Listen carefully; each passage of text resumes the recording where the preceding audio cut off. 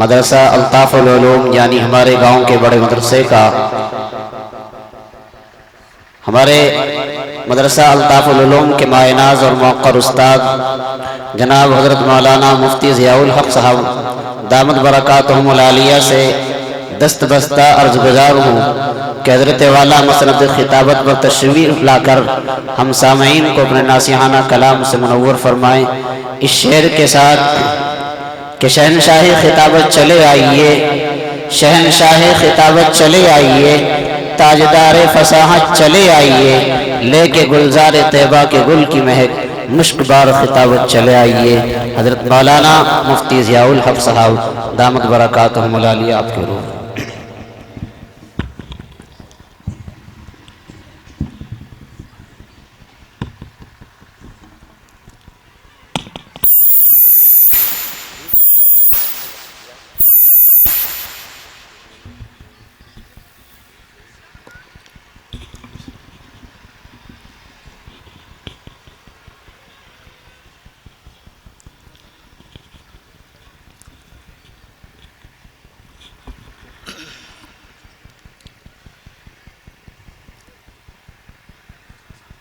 نحمده ونصلي على رسوله الكريم أما بعد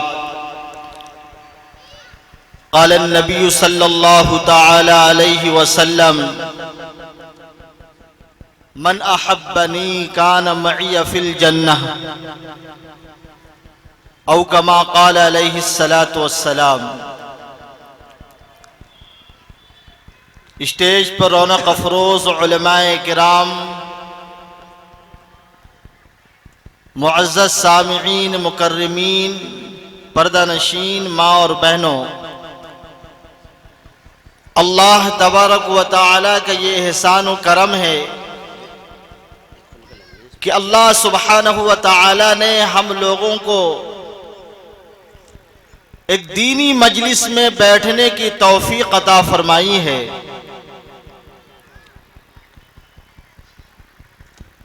حضرات، نبی کریم صلی اللہ تعالی علیہ وسلم کا فرمان ہے من یرد اللہ بہ خیرا یفقہہ فی الدین، کہ اللہ تعالی جس کے ساتھ بھلائی کا ارادہ کرتا ہے تو اسے دین کی سمجھ عطا فرما دیتا ہے۔ ایسے مقام پر، ایسی مجلسوں میں بیٹھنے کی توفیق عطا فرماتا ہے جہاں قال اللہ قال الرسول کی صدائیں بلند ہوتی ہے، اور جو لوگ ایسی مجلسوں میں آ جائیں وہ اللہ کے محبوب بندے ہوتے ہیں، اللہ نے ان کو قبول کیا ہے، تب جا کر وہ دینی مجلس میں آئے ہیں۔ تو یہ ہمارا یہاں آنا اور دین کی نسبت پر کچھ دیر بیٹھ کر دین کی باتوں کو سننا محض اللہ سبحانہ و تعالی کی توفیق سے ہے۔ ہمیں شکر ادا کرنی چاہیے کہ اللہ تعالی نے ہمیں اس پاک مجلس میں آنے کی توفیق عطا فرمائی۔ میرے بھائیوں، بزرگوں، اللہ تعالیٰ نے اس دنیا میں ہدایت کے لیے، لوگوں کی رہنمائی کے لیے کم و بیش 1,24,000 انبیاء کرام کو بھیجا۔ تمام نبیوں نے اپنی اپنی امتوں کو خدا واحد کی دعوت دی کہ اللہ ایک ہے،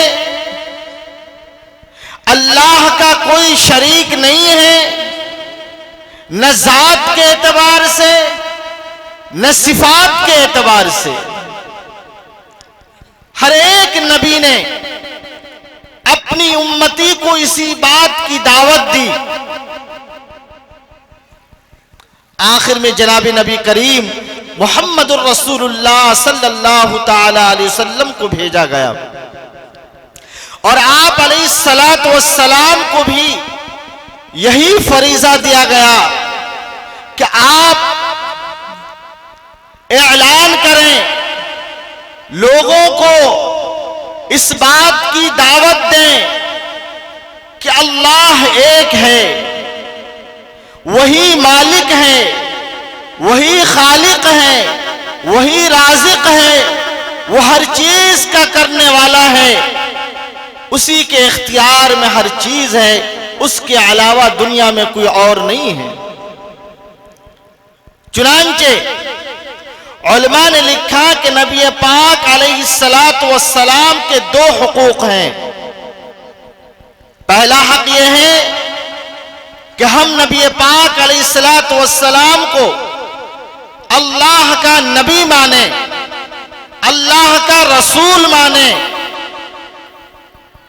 اور دوسرا حق ہے محبت و اطاعت۔ یہ پہلا حق آپ کی نبوت کو تسلیم کرنے کا، آپ کو نبی ماننے کا، آپ کو اللہ کے برگزیدہ ہونے کا، یہ تمام لوگوں پر ہے، چاہے وہ ایران کے ہو، جاپان کے ہو، نیپال کے ہو، ہندوستان کے ہو، عرب کے ہو، عجم کے ہو، ہر ایک پر ضروری ہے کہ نبی علیہ السلام کو اللہ کا نبی مانے، کیونکہ آپ علیہ السلام کسی مخصوص علاقے کے لیے یا کسی مخصوص قوم کے لیے نبی بنا کر نہیں بھیجے گئے تھے، آپ پوری دنیا کے رسول بنا کر بھیجے گئے تھے، آپ کی نبوت پوری دنیا کے لیے تھی۔ چنانچہ نبی علیہ السلام کو حکم ہوا، اے نبی جی فرمائیے، آپ کہیے کہ میں تم تمام کی طرف رسول بنا کر بھیجا گیا ہوں۔ چنانچہ یہ فریضہ اللہ کے نبی جناب نبی کریم محمد الرسول اللہ صلی اللہ علیہ وسلم کی رسالت کا اقرار کرنے کا فریضہ تمام انسانوں پر ہے۔ یہ حق ہے رسول اللہ صلی اللہ علیہ وسلم کا۔ اگر اس دنیا میں نبی علیہ السلام کو کوئی آخری رسول نہیں مانتا ہے، آپ کی نبوت کا اقرار نہیں کرتا ہے، آپ کی رسالت کا اقرار نہیں کرتا ہے، تو میرے بھائیو بزرگوں، اس دنیا میں وہ ظالم ہے، اللہ کے نزدیک وہ شخص نافرمان ہے، وہ مبغوض ہے، وہ ملعون ہے، جو نبی کی نبوت کا اقرار نہ کرے، جو نبی پاک علیہ السلام کی رسالت کا اقرار نہ کرے، اس کا کوئی عمل قابل قبول نہیں ہے، چاہے وہ اپنی پوری دولت فی سبیل اللہ لوگوں کی امداد میں، لوگوں کی معاونت میں صرف کر دے، لیکن اس کا ایک روپیہ بھی قابل قبول نہیں ہے جب تک کہ نبی علیہ السلام کو اپنا رسول نہ مانے۔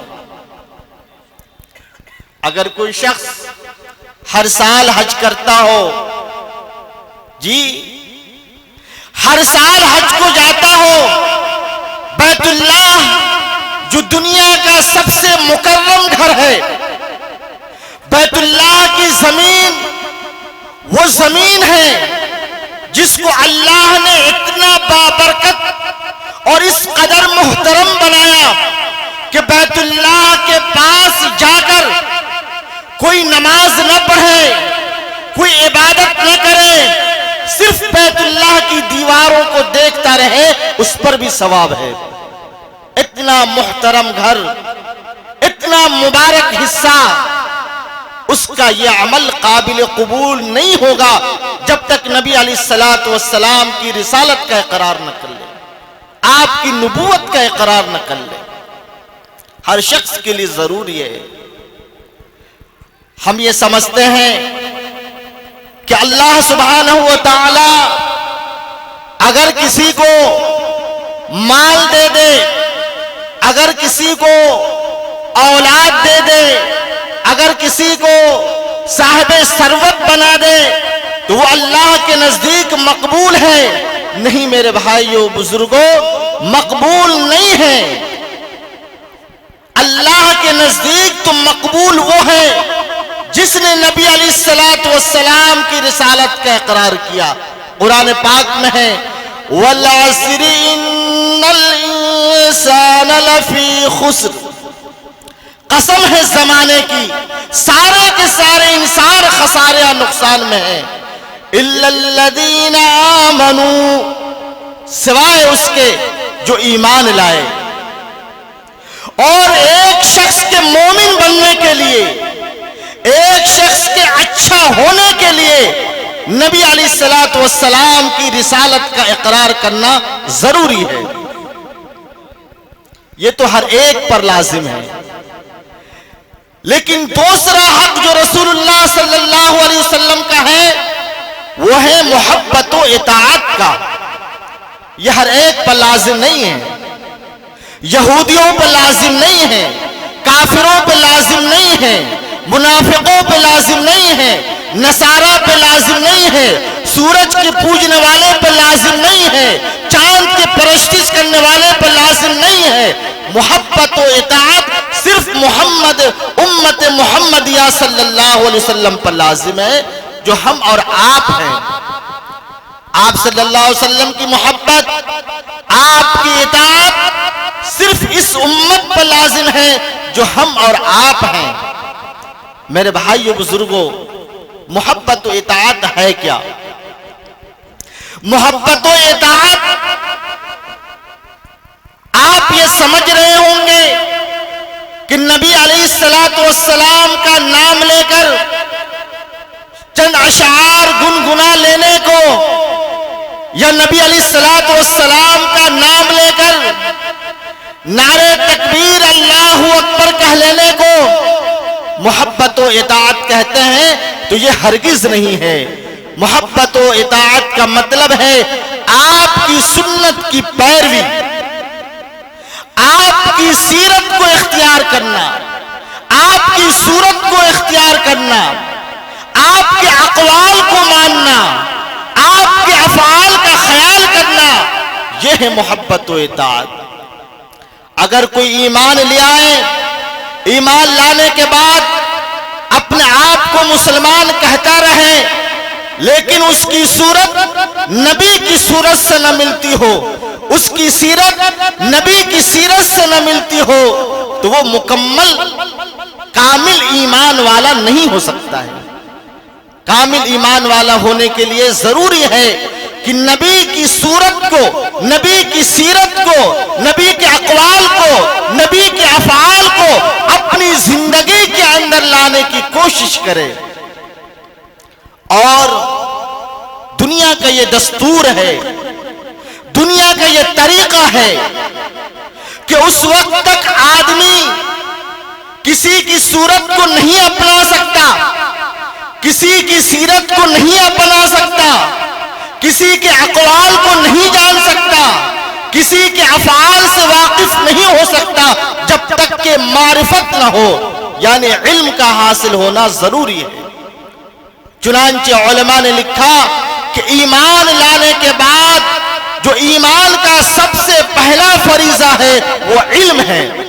نبی کریم صلی اللہ علیہ وسلم نے فرمایا طلب العلم فریضۃ علی کل مسلم و مسلمہ، کہ علم دین کا حاصل کرنا ہر مسلمان مرد و عورت پر فرض ہے. بعض کتابوں میں مسلمہ نہیں، صرف مسلم ہے، لیکن کہا کہ الرجال قوامون علی النساء، عورتیں مرد کے تابع ہیں. اگر حدیث پاک میں صرف اتنا ہے طلب العلم فریضۃ علی کل مسلم، تو اس میں بھی عورتیں داخل ہیں مردوں کے تابع ہو کر، کہ جس طریقے سے مسلمانوں پر، مسلمان مردوں پر رسول اللہ صلی اللہ علیہ وسلم کے اقوال کا جاننا، آپ کے افعال کا جاننا، آپ کی سنتوں کا جاننا ضروری ہے، اسی طریقے سے عورتوں پر بھی جاننا ضروری ہے. ہر ایک پر ضروری ہے، جو عاقل ہو، بالغ ہو، مسلمان ہو، مرد ہو یا عورت ہو، ہر ایک پر رسول اللہ صلی اللہ علیہ وسلم کی سنتوں کا جاننا ضروری ہے. اس کے بغیر وہ کامل ایمان والا نہیں ہو سکتا. ہم میں سے بعض لوگ یہ سمجھتے ہیں کہ علم دین کے لیے صرف مرد ہی خاص ہیں، عورتوں کو مختصر سی تعلیم دے دو اور مختصر سی تعلیم دلا کر بس انہیں فارغ کر دو۔ میرے بھائیو بزرگوں، یہ کہیں نہیں لکھا ہے کہ عورتوں کے لیے مختصر سی تعلیم ہو، بلکہ یہ لکھا ہے کہ مرد اس کی پیدائش سے لے کر اس کی موت تک کے تمام مسائل کی ذمہ داری مرد کے ذمہ ہے کہ مرد اسے بتاتا رہے وقتاً فوقتاً۔ اگر بچی ہے تو باپ ہونے کی شکل میں، اگر وہ بیوی ہے تو شوہر ہونے کی شکل میں، اور اگر وہ ماں ہے تو بیٹے ہونے کی شکل میں۔ جو دین کی باتیں مرد حضرات کو معلوم ہو، عورتوں تک وہ تعلیم سکھاتا رہے، دیتا رہے، یہ ضروری ہے۔ میرے بھائیو بزرگوں، اس وقت جس زمانے سے ہم لوگ گزر رہے ہیں یہ علوم کا زمانہ ہے۔ اگر کوئی شخص یہ کہے کہ میں خود یا میرے بچے بغیر تعلیم حاصل کیے ہوئے اس دنیا میں امن و امان کے ساتھ رہ سکتے ہیں، تو ان کا یہ سوچنا غلط ہے۔ یہ علوم کا زمانہ ہے، اور وہ علوم نہیں جو سرسری ہے، بلکہ علوم کے اندر رسوخ ہونی چاہیے، پختگی ہونی چاہیے۔ اسی ملک میں ہمارے دوسرے بھائی جو لوگ ہیں، انہوں نے اپنی مذہبی تعلیم کے لیے نہ جانے کہاں کہاں کیسے کیسے اسکول قائم کر رہے ہیں، اور اپنے نوجوان بچوں کو، اپنی نوجوان بچیوں کو اپنے مذہب کی تعلیم دلا رہے ہیں۔ چنانچہ کبھی کبھی ایسا ہوتا ہے کہ یہ میڈیا والے ایک مسلمان اور ایک غیر مسلم دونوں کو لے کر دونوں سے انٹرویو لیتے ہیں اور پوچھتے ہیں آپ کا مذہب کیا ہے؟ وہ کہتا ہے میرا مذہب میں ہندو مذہب کا رہنے والا ہوں۔ آپ کا کیا مذہب ہے؟ کہا میں مسلمان ہوں۔ فوراً وہ سوال کرتا ہے آپ اگر مسلمان ہیں تو مسلمان کے معنی کیا ہے؟ آپ اگر نبی کو مانتے ہیں تو آپ کے نبی کا نام کیا ہے؟ کہاں پیدا ہوئے؟ کہاں انتقال فرمائے؟ ان کی قبر کہاں ہے؟ ان کی اولادیں کتنی تھی؟ ان کی بیویاں کتنی تھی؟ فوراً سوال کرتا ہے۔ پھر دوسرے بھائی سے بھی یہ سوال کرتا ہے کہ تم اپنے مذہب کے بارے میں بتاؤ۔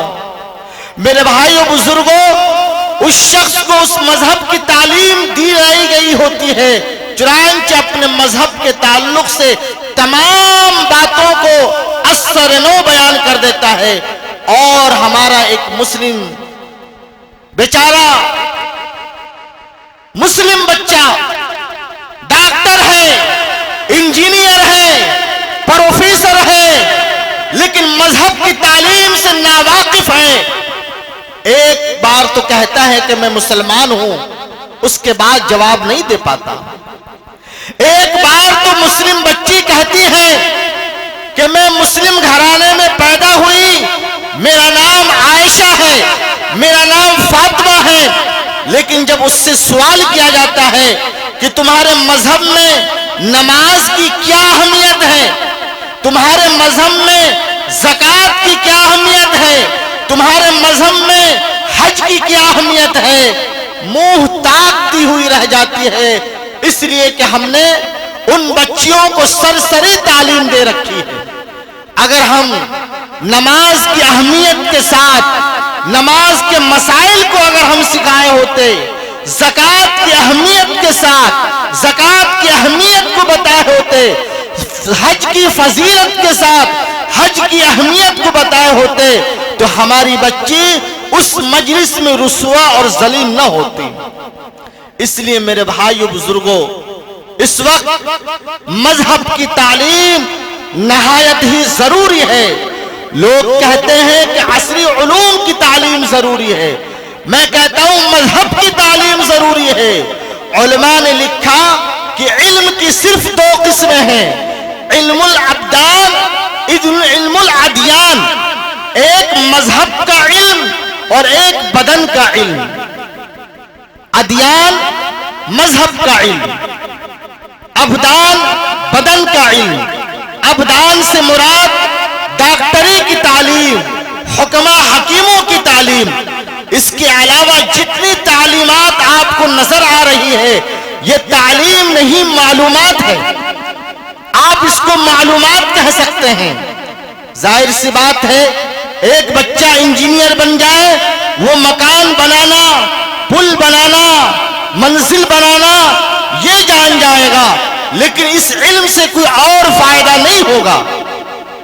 لیکن ایک شخص ہے جسے ڈاکٹری کا علم ہے، وہ جب اس علم سے فارغ ہوتا ہے تو فارغ ہونے کے بعد اللہ کی قدرت اور قدرت اللہ پر وہ غور و فکر کرتا ہے کہ ایک انسان اگر صرف ایک نس اس کا دماغ سے ہٹ جائے تو پاگل، ایک نس دل سے ہٹ جائے تو بے جان شے، ایک نس اگر اس کے اندرونی کسی حصے سے ہٹ جائے تو مردہ ہو جاتا ہے۔ اس وقت وہ یہ کہتا ہے کہ قسم ہے سبحانہ تعالیٰ کی کہ اللہ تو صرف ایک ہے، کہ ایک آدمی جو پورے طور طریق سے صحیح زندگی گزار رہا تھا، کل تک عقل مندوں میں بیٹھتا تھا، کل تک مجلسوں میں بیٹھتا تھا، لیکن آج پاگل گھوم رہا ہے۔ اسے معلوم ہو جاتا ہے اللہ کی قدرت پر غور و فکر کرنے کا ایک طریقہ معلوم ہے۔ لیکن یہ ڈاکٹری کے علم کے علاوہ، مذہب کے علم کے علاوہ جتنے علوم ہیں، ان علوم سے اللہ کی قدرت، اللہ کی معرفت اگر کوئی حاصل کر لے یہ بہت مشکل ہے۔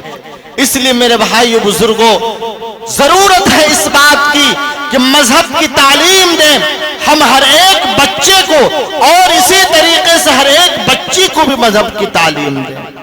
میرے بھائیو بزرگوں، اس وقت ہمارے درمیان، ہمارے معاشرے میں، ہمارے ملک میں عورتیں سرخی لگاتی ہیں، ہونٹوں پہ لگاتی ہیں، ناخون میں لگاتی ہیں، پاؤں کے ناخنوں میں لگاتی ہیں۔ اب اگر کوئی عورت ناپاک ہو جائے اور اس کے ہونٹ میں سرخی لگی ہو، اس کے ناخنوں میں سرخی لگی ہو، تو کیا اس سرخی کے ساتھ وہ عورت پاک ہوگی یا پاک نہیں ہوگی؟ اگر ہم سرسری علوم سے صرف بچیوں کو واقف کرائیں گے، مسائل سے واقف نہیں کرائیں گے، تو وہ بچیاں یہ سمجھے گی کہ جس طریقے سے مہندی لگانے کے بعد وضو اور غسل درست ہے، اسی طریقے سے وہ جو لگائے جاتے ہیں، وہ سرخی لگائی جاتی ہے، اس کے لگانے کے باوجود بھی وضو اور غسل صحیح ہے۔ لیکن مسئلہ یہ نہیں ہے، اگر وہ سرخی تہدار ہے، پانی کا نفوذ اندر نہیں جاتا ہے، تو وہ پانی تو کیا دودھ، اور دودھ تو کیا زمزم سے بھی نہائے گی تو پاک نہیں ہوگی۔ وہ ہندوستان میں کیا مکہ المکرمہ بھی نہائے گی تو پاک نہیں ہوگی، کیونکہ فرائض غسل میں 3 فرض ہیں: ناک میں پانی ڈالنا، کلی کرنا، پورے بدن پر پانی بہانا۔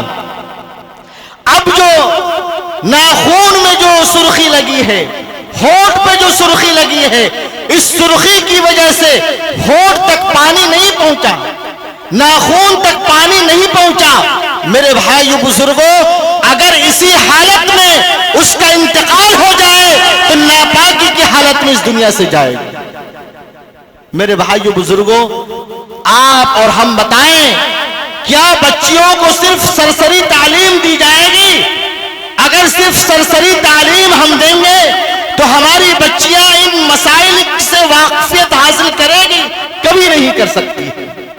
اس لیے بچیوں کو بھی سرسری نہیں بلکہ اثر و رسوخ کے ساتھ، جس طریقے سے حضرت فاطمہ رضی اللہ تعالی عنہ، حضرت عائشہ رضی اللہ تعالی عنہ کو مکمل قرآن و حدیث کا علم تھا، آج ضرورت ہے کہ ہماری ہر مسلم بہن، ہماری ہر مسلم مائیں قرآن و حدیث کی اسی طریقے سے عالمہ ہو، جاننے والی ہو، پہچاننے والی ہو۔ میرے بھائیو بزرگوں، یاد رکھیے، افسوس کا مقام ہے، بچیاں اسکولوں میں جا کر ڈاکٹر تو بن گئی لیکن کلمات ایمان سے ناواقف ہے۔ ابھی کچھ دنوں پہلے کی ایک بات ہے، ایک رشتہ لگا، حیدرآباد سے لوگ رشتہ لے کر آئے، کافی مالدار لوگ تھے، بچی پسند، گھر پسند، ماحول پسند، ہر چیز پسند، لیکن جو لوگ بچی دیکھنے کے لیے آئے ہوئے تھے اس میں سے ایک صاحب نے پوچھا کہ بیٹی بتاؤ کلمہ ایمان، دوسرا کلمہ سناؤ، کیا ہے دوسرا کلمہ؟ بچی خوبصورت تھی، انجینئر تھی، ہر اعتبار سے صحیح تھی، لیکن اسے دوسرا کلمہ یاد نہیں تھا۔ کتنے افسوس کی بات ہے، افسوس اس وجہ سے افسوس ہے کہ ہم نے بچیوں کی تعلیم کی طرف غور نہیں کیا۔ اگر ہم بچیوں کی تعلیم کی طرف غور کرتے تو یہ نوبت نہ آتی۔ میرے بھائیو بزرگوں، القصص الرابعہ یہ ایک کتاب ہے، اس میں ایک واقعہ لکھا ہے۔ وہ واقعہ یہ ہے کہ ایک شخص تھا، اسے 3 بیٹیاں تھی، ایک بیٹا تھا، اور اس نے دعا کی، اے اللہ میرے بیٹے کو حافظ بنا دے، لیکن کچھ ہی دنوں کے بعد اسے بیماری لاحق ہو گئی، فالج کی بیماری لاحق ہو گئی، اب وہ صاحب فراش ہو گیا۔ اب وہ ایک بیٹا تھا، وہ مزدوری کیا کرتا تھا اور گھر کی کفالت کیا کرتا تھا۔ جب اس کا بیٹا مزدوری کر کے پہلی مزدوری لے کر آیا تو اس نے اپنے باپ کے سرہانے میں اپنی مزدوری رکھ دی، ہاتھ میں اپنے باپ کے وہ روپیہ نہیں رکھا، کہیں ایسا نہ ہو کہ باپ کا ہاتھ نیچے میرا ہاتھ اوپر ہو، بے ادبی میں شمار نہ ہو جائے، چنانچہ اپنے باپ کے سرہانے میں رقم رکھ دی۔ جب وہ صاحب فراش کروٹ بدلا تو کروٹ بدلنے کے بعد اسے احساس ہوا کہ میرے پیچھے کچھ روپیے رکھے ہیں، چنانچہ اس نے روپیوں کو اٹھایا، اٹھانے کے بعد اپنے رفیق حیات اپنی بیوی کو بلایا اور کہا کہ یہ پیسے کس نے رکھے ہیں؟ کہا کہ آپ کا بیٹا آج پہلی مزدوری لے کر آیا ہے، اس نے آپ کی سرہانے میں اپنی مزدوری کی رقم رکھی ہے۔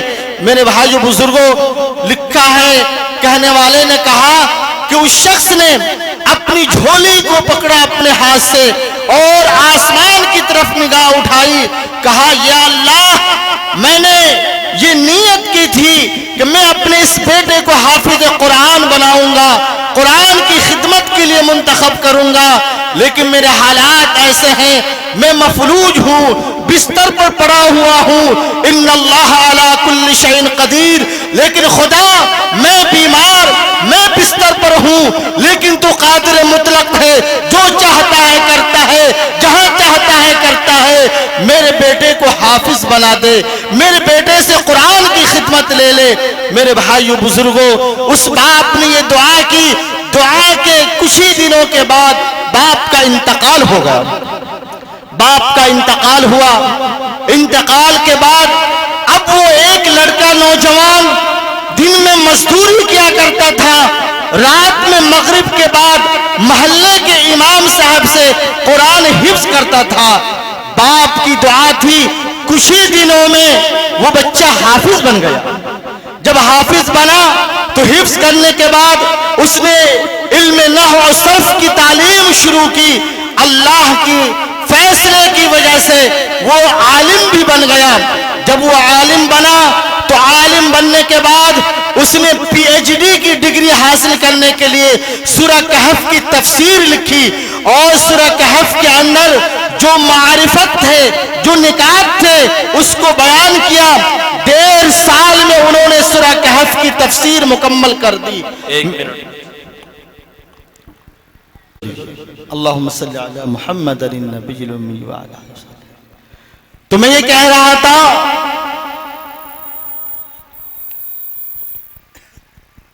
1.5 سال میں اس نے سورہ کہف کی تفسیر مکمل کی، اور تفسیر جب مکمل ہو گئی تو عرب کے جید علماء نے اگلے دن ایک سیمینار منعقد کیا.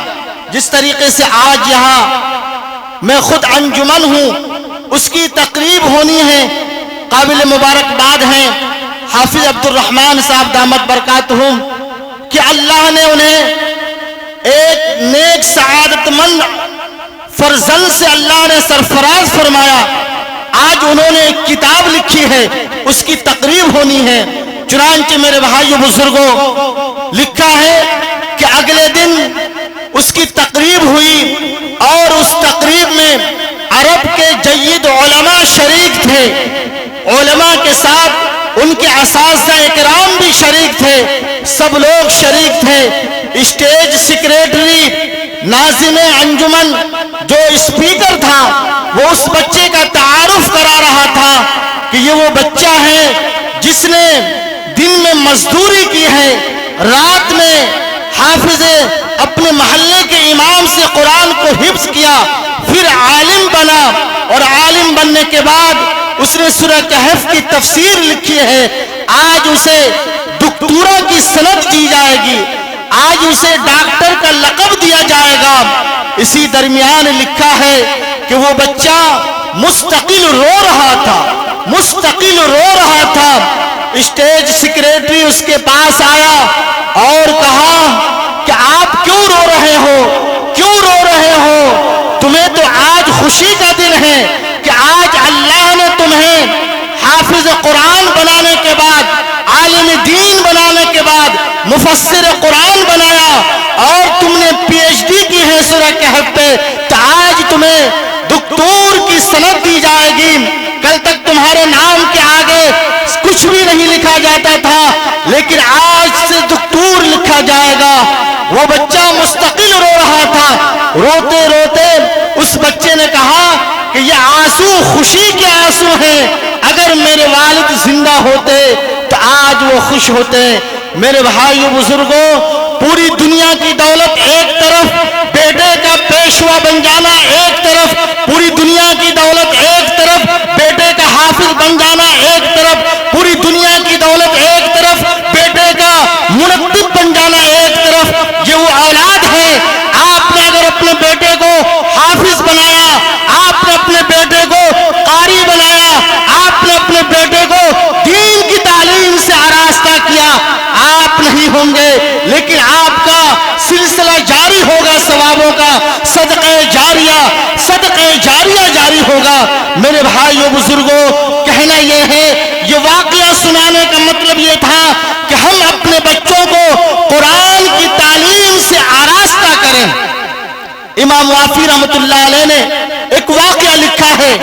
واقعہ یہ ہے کہ ایک شخص خواب دیکھا اور خواب میں دیکھتا ہے کہ قبرستان ایک شخص آیا، اس کے پاس چمڑے کی تھیلی ہے، اس میں چند خطوط رکھے ہوئے ہیں اور وہ شخص لفافہ نکالتا ہے، آواز دیتا ہے، کہتا ہے عبد الرحمن کی روح آتی ہے. ایک لفافہ نکال کر اسے دیتا ہے، وہ چلا جاتا ہے. پھر آواز لگاتا ہے عبد الصمد، ایک روح آتی ہے، اس کو ایک لفافہ نکال کر دیتا ہے، وہ روح چلی جاتی ہے. پھر آواز دیتا ہے عبداللہ، ایک روح آتی ہے، وہ لفافہ نکالتا ہے، اس کو دیتا ہے، وہ روح چلی جاتی ہے. اسی درمیان ایک کونے میں ایک شخص بدحال، پریشان، مغموم بیٹھا ہوا ہے. اس نے پوچھا، میرے بھائیوں بتاؤ یہ تقسیم کرنے والا کون ہے؟ کیا تقسیم کر رہا ہے؟ تم کیا لے رہے ہو؟ یہ مغموم کون ہے؟ لوگوں نے بتایا یہ ہم اپنا ثواب لے رہے ہیں. جو ہمارے بچے دنیا میں 2 رکعت نماز پڑھ کر، قرآن پڑھ کر، جی حدیث کی خدمت کر کر، مدارس کی خدمت کر کر، علماء کی خدمت کر کر جو ثواب کما کر ہمیں بخش رہے ہیں، ہم اپنا ثواب لے رہے ہیں. یہ فرشتہ ہے جو ہمیں ثواب، ہمارے حصے کے ثواب کو دے رہا ہے. کہا یہ شخص جو بدحال بیٹھا ہے یہ کون ہے؟ کہا کہ اس کی زندگی کے 9 سال ہو گئے، آج تک کسی نے اس کے لیے کوئی ہدیہ نہیں بھیجا. اگر اولاد نیک نہ ہو،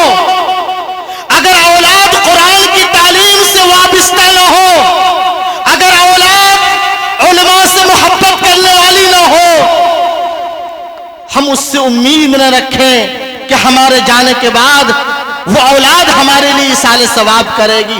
ایسا نہیں ہے.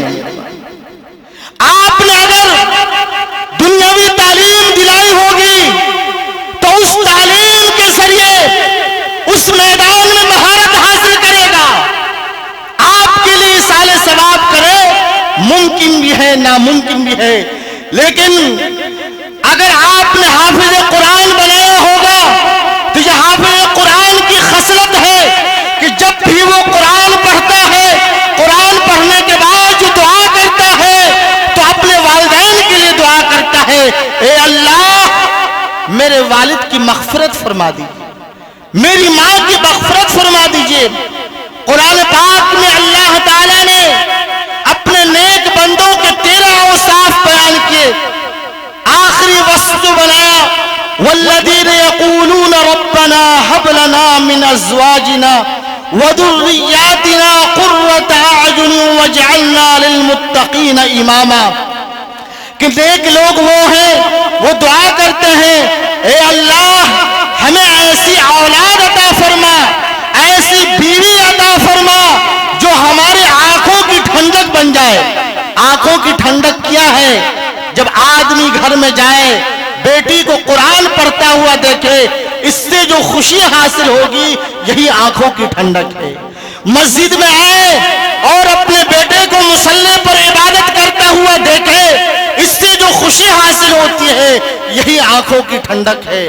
اپنے بیٹے کو قرآن پڑھتا ہوا دیکھے، اپنے بیٹے کو اس کے سر پہ دستار ہوتا ہوا دیکھے، جو خوشی حاصل ہوتی ہے یہی آنکھوں کی ٹھنڈک ہے.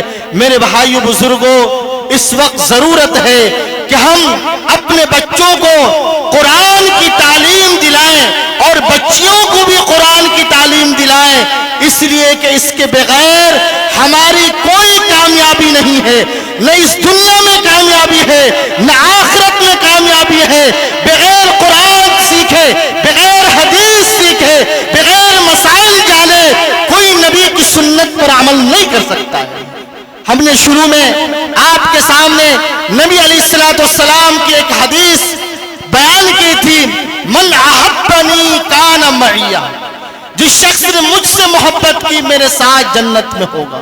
محبت کے لیے شرط ہے سنت کی اتباع. سنت کی اتباع کے لیے شرط ہے علوم، سنتوں کا جاننا. اور اگر کوئی شخص سنت کی اتباع کرتا ہے، نبی علیہ السلام کے پاس ایک صحابی رسول آئے، حضرت انس رضی اللہ تعالیٰ عنہ کی حدیث ہے کہ حضرت انس رضی اللہ تعالیٰ عنہ کے سامنے ایک دیہاتی آیا اور اس نے کہا، یا رسول اللہ قیامت کب آئے گی؟